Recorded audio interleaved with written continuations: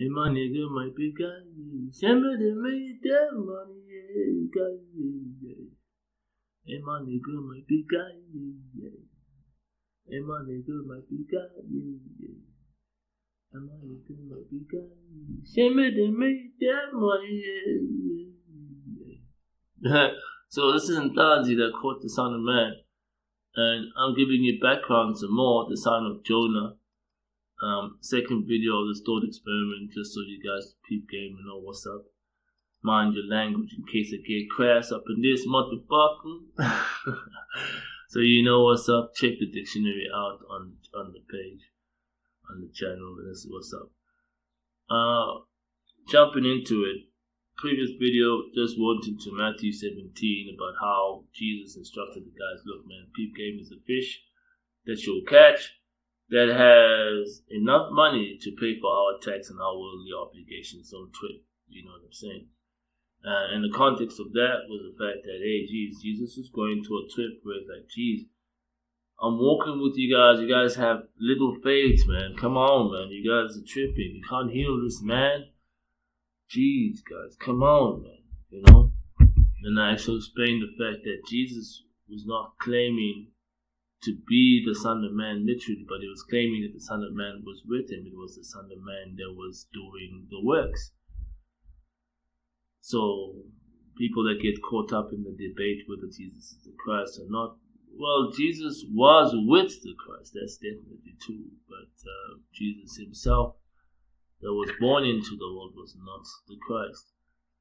The Christ is the spirit of the Son of Man that he received when he was baptized. It's very important that I mention this before I jump into this. But now, we're going to Luke 11, chapter 11. It's quite interesting. Luke chapter 11 is quite interesting. Just so you know that I ain't just pulling at straws, I'm going to give you a bit of background, right? It starts off with the Lord's Prayer, right? And you know what the Lord's Prayer is? This is how you should pray. Thy kingdom come, thy will be done on earth as it is in heaven. So the kingdom of heaven on earth is basically the mandate that is given to the disciples that are listening. He goes on to explain to them, be persistent in asking for shit. You know what I mean? Don't trip. Be persistent and you will receive, you know. And he made a couple of illustrations that if you nag a person long enough, you should get what you want. Then he heals some people and then accuse him of being the prince of BEELZEBUB. And this is quite deep, right? This is quite deep. Why it's quite deep is because of the fact that the significance of Jesus being able to heal people that were ill indicated to the Jews or the Pharisees, because they knew very well that sickness and death were the works of Satan. And Satan was always sent to impose on those who were caught sinning. And this is why there's always this idea that, oh, if somebody is ill, who was it that sinned? This man was born blind. Who was it that sinned? Was it their mother? Somebody sinned. You know, you see this discussion in the book of Job as well, that say that when misfortune befalls you, you must have done something wrong. So what Jesus points out to them is that, look, I'm not the prince of the demons, right? I am you're underselling me. I am the authority. I am not the subservient, you know.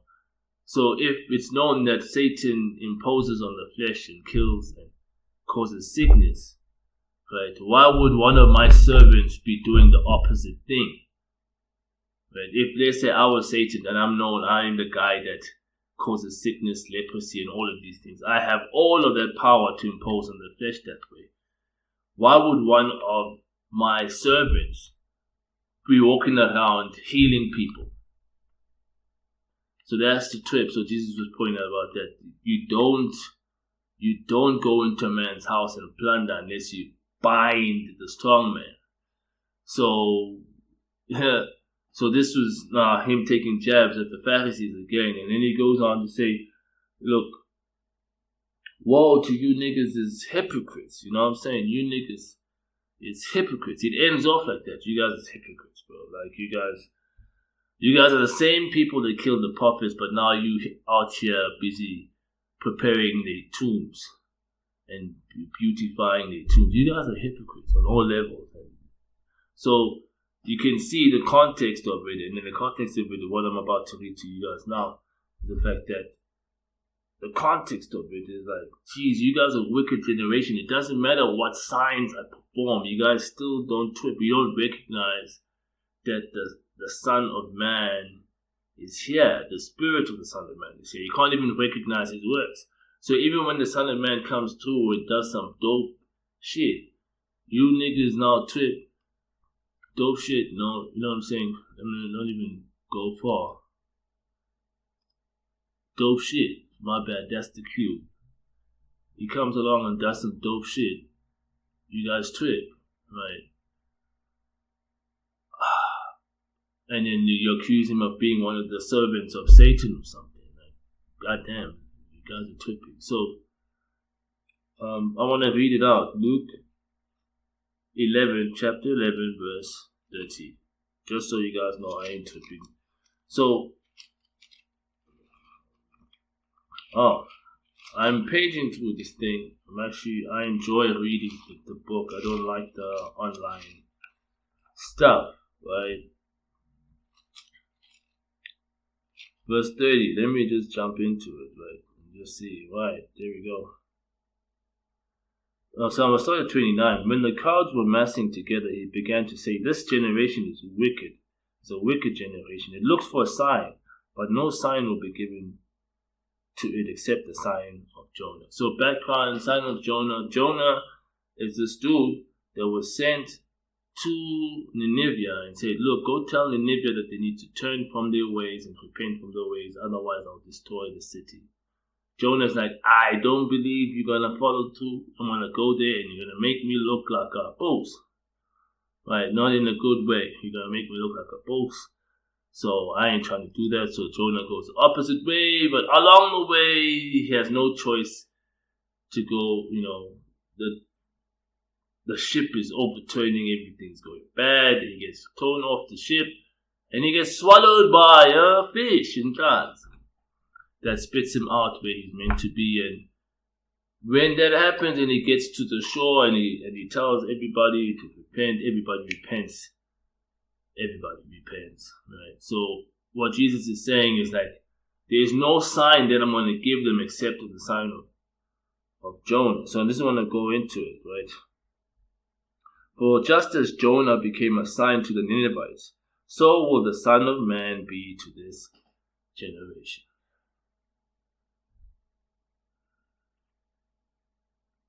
Right. So this is what he's saying. So he's saying that so he's saying that the Son of Man, the Spirit of the Son of Man, right, when he shows up, this is how it will be like. It will be like Jonah. He will also be like, nah, bro, I ain't gonna go to these niggas, man. These niggas they're not gonna hear me. Jesus, man, God damn it, get out of here, And the Queen of the South, so it says, the Queen of the South will be raised up in judgment with the men of this generation, and they will condemn them. For she came from the ends of the earth to hear the wisdom of Solomon. But look, something more than Solomon is here. The men of Nineveh will rise in judgment with this generation, and will condemn it, because they repented at what Jonah preached. But look, something more than Jonah is here. So this is the context of the Son of Man coming through, saying that he's coming through to a people who are arrogant, obstinate, and just don't want to see the truth, right? And it's no wonder Jonah was like, nah, I ain't gonna do that, bro. You know what I mean? So this is what I'm trying to explain to you guys, and I hope it makes sense. Send me to make that money. You know what I mean? And I'm jumping into it. So this is about how INHLANZI caught the Son of Man. So I'm jumping into it. I'm gonna go into it now. Let me jump into it. The next video, we're going into it. There it is, done. Sweet. Let's end it there.